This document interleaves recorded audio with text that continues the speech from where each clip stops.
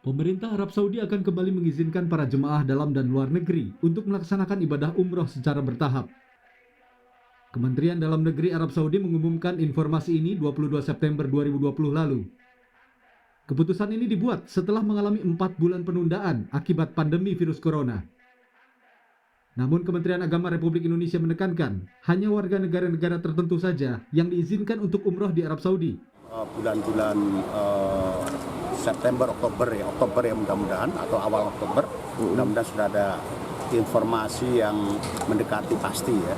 Sekarang mungkin sedang dievaluasi ya, dilakukan pengkajian oleh pemerintah Arab Saudi, karena kan memang juga ada pembatasan terhadap negara yang boleh dan tidak boleh. Arab Saudi akan kembali membuka layanan ibadah umroh dalam pelaksanaan protokol kesehatan ketat dalam 4 tahap. Tahap pertama dimulai pada 4 Oktober 2020. Adapun batasan kapasitasnya yakni 30% atau 6.000 jemaah per hari. Tahap kedua, jemaah diperbolehkan beribadah di Masjid Nabawi dan Masjidil Haram mulai 18 Oktober 2020. Batasan kapasitasnya yakni 75% atau 15.000 jemaah per hari. Selanjutnya pada tahap ketiga dimulai pada 1 November 2020 hingga akhir pandemi corona ditetapkan secara resmi. Di tahap ketiga ini, 100% kapasitas diberlakukan dengan tetap menjalankan protokol kesehatan. Artinya, akan ada 20.000 jemaah per hari. Sedangkan tahap keempat akan dimulai saat otoritas Arab Saudi memutuskan bahwa risiko pandemi telah dapat dinetralisasi dengan kapasitas jemaah 100%. Berbicara jemaah umroh asal Indonesia, Komisi 8 DPR meminta pemerintah bisa meyakinkan pemerintah Arab Saudi bahwa Indonesia bisa lepas dari daftar 59 negara yang tidak boleh mengunjungi tanah suci.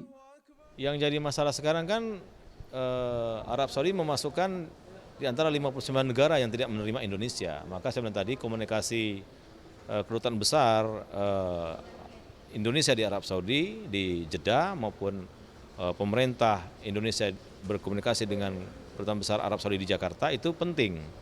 Apakah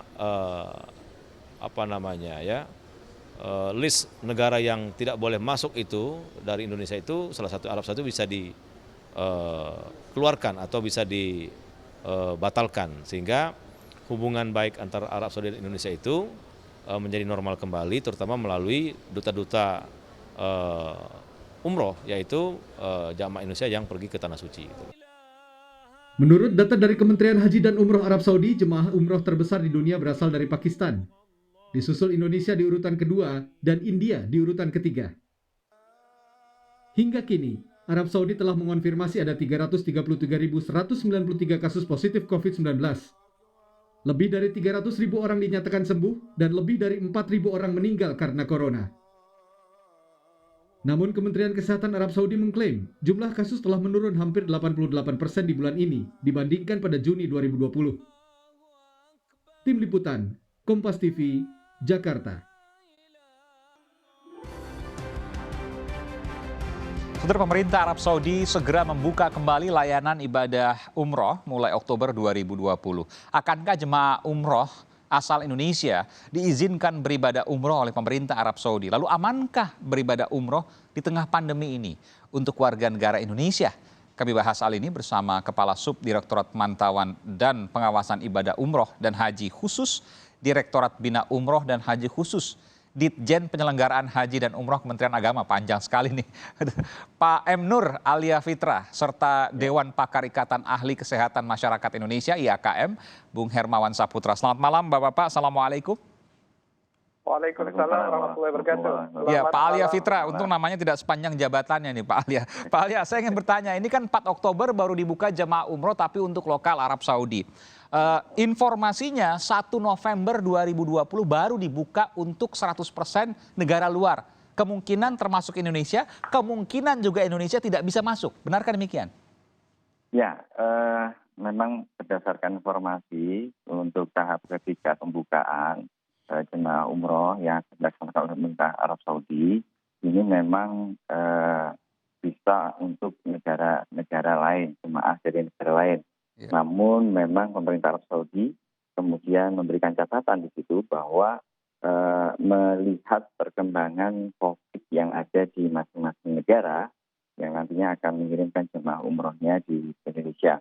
Maaf, di Arab Saudi. Sementara kita tahu bahwa perkembangan saat ini COVID-19 di Indonesia satu hari bisa 4.000. Jadi saya konfirmasi dulu Pak Alia, jadi 4 Oktober ini baru internal Arab Saudi ya, yang di sekitar sana lah kurang lebih begitu.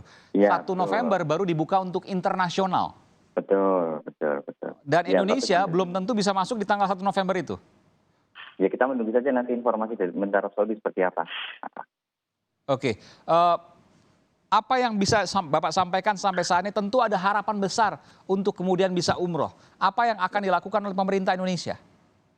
Ya, yang pertama, kita saat ini kita tengah menyusun protokol kesehatan untuk jemaah umroh. Apabila nanti memang benar-benar dibuka oleh Arab Saudi, kita sudah berkoordinasi dengan Kementerian Kesehatan dan Satgas Covid Nasional.